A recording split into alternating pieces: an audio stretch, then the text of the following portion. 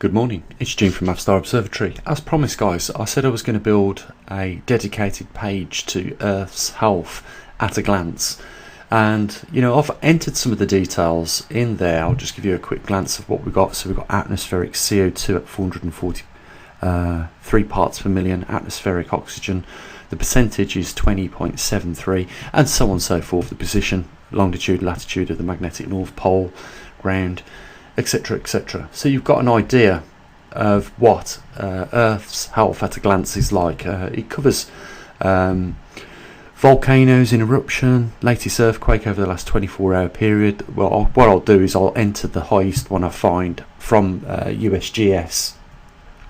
We've got muons per square metre. Obviously that is at the UK at the moment.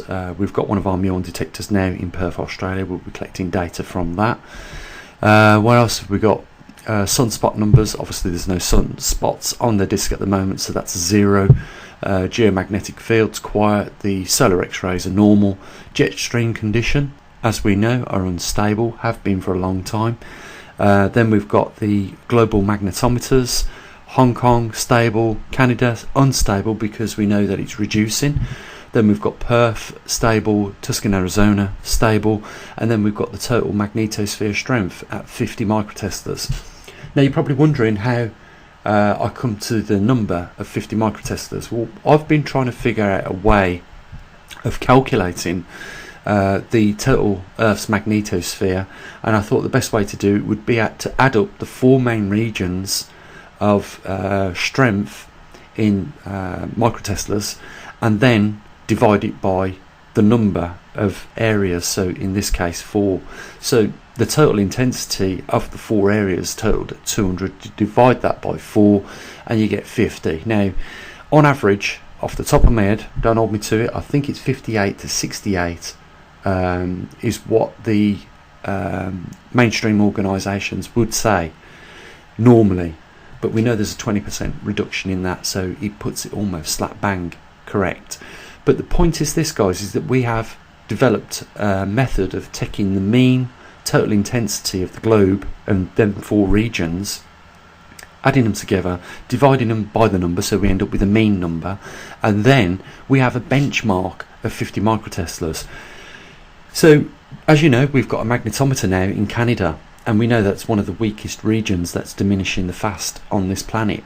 So our magnetometers measures in microteslas, so when we see a drop, then obviously these 4 regions will have different numbers, so we will start to see the rate of decay of the magnetosphere over time, and we will see that within a couple of years. We will see a big change in that over the next couple of years, especially if my theory is right and the magnetic north pole hits the 40-degree mark, which is the total migration of 40 degrees across the northern hemisphere, hits that mark, goes into the weak field lines and migrates a lot faster. We'll see a lot more activity in these regions of magnetic intensity, and that number will drop, I guarantee you that. So whether it drops rapidly after the point of 40 degrees or just continues to drop, it doesn't make any difference, because we will be able to, from that point on, once we see how fast it's declining, we'll be able to make predictions from that point in time. Now, a lot of this information on here is stuff that you can find from other websites, but there is stuff on this website and on this page in particular, Earth's Health at a Glance, that is bespoke. So it's special, guys. Not everywhere you're going to find atmospheric oxygen, CO2 parts per million, the magnetic north pole position. You're not going to find anywhere on a weekly basis. And what I'm saying is this is a conglomerate of data regarding the Earth's anomalies that are taking place all in one spot every week from now on a Wednesday. So every Wednesday I'll update this, and I won't just wipe out the information that you see there. We'll add another at a glance Earth's health, and it'll be from that date next Wednesday, and you'll have an archive building up, so we will be able to go back in the archive and just have a look at what specifics are changing and make comparisons with that. So a lot of bespoke information, like on the magnetic pole position, and the global maverickstar magnetometers. You've got the magnetosphere strength, which you're not going to find all too frequently on most of these government websites. What else?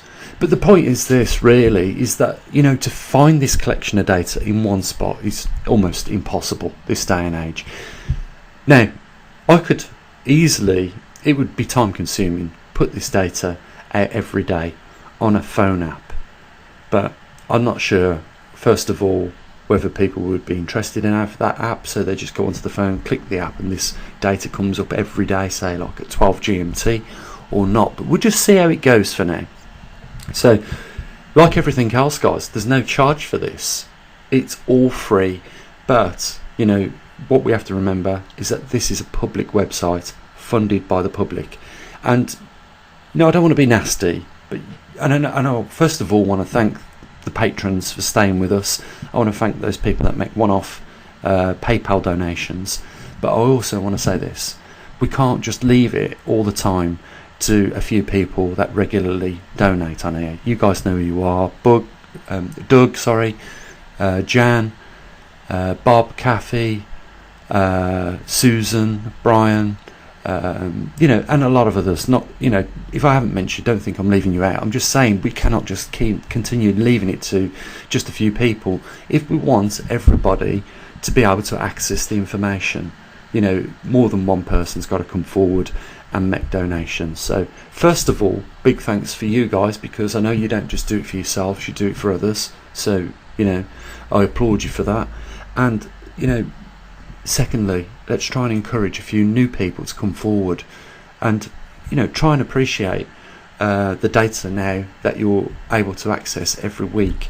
If you want to know how the Earth is doing at a glance with regards to any of the anomalies that we've listed in this little collection of data, then you'll be able to do so. Just another tool to our website, and you'll find it if you go under the more, because there's obviously not enough room across the top. If you go to more, you'll see all the other pages that we have on the website, and you can see at the very top I've put Earth Health at a glance there for you. Just click on that link and it will take you to this page on the website. That's it in a nutshell, guys. We are still here in the UK, putting up with sweltering and sweaty humidity temperatures over here, and it's horrible. You just can't sleep when it's like this. And over here we don't have aircon because it just simply wouldn't justify the expenditure of aircon just for a couple of days a year. So it is unbearable sometimes, and this is one of the times. But wow, if it was in the Midlands last night, what a light show we had with the thunder and lightning. And of course it is promised again for tonight. So I might, for the subscribers, just do a quick video if we do get some thunderstorms later, because if you're like me, I love to throw the window open, sit there and just watch it. This is a natural firework display put on by, yes, you've guessed it, one and only nature. So guys, I hope by adding this extra page to the website, it's probably going to encourage a few more people to support us. Like I say, a unique collection of information, some of it bespoke to our observatory only, and the link is down there if you want to help do what support what we do here at the observatory. And there's more to come. There's more to add to this list. We're going to add Russia, we're going to add Perth, Australia, muons per hour, because that's one of the highest intensity regions on our planet, just like Russia, and a few other locations around the world. So it's only going to get better from here on out and more informative, and who knows where this will go one day, guys. So enjoy your day, take care of your loved ones, try and come up with a plan B for yourself in this situation that we are at the moment. It's only going to get worse, I think you'll agree. And the only other thing to say is bye for now.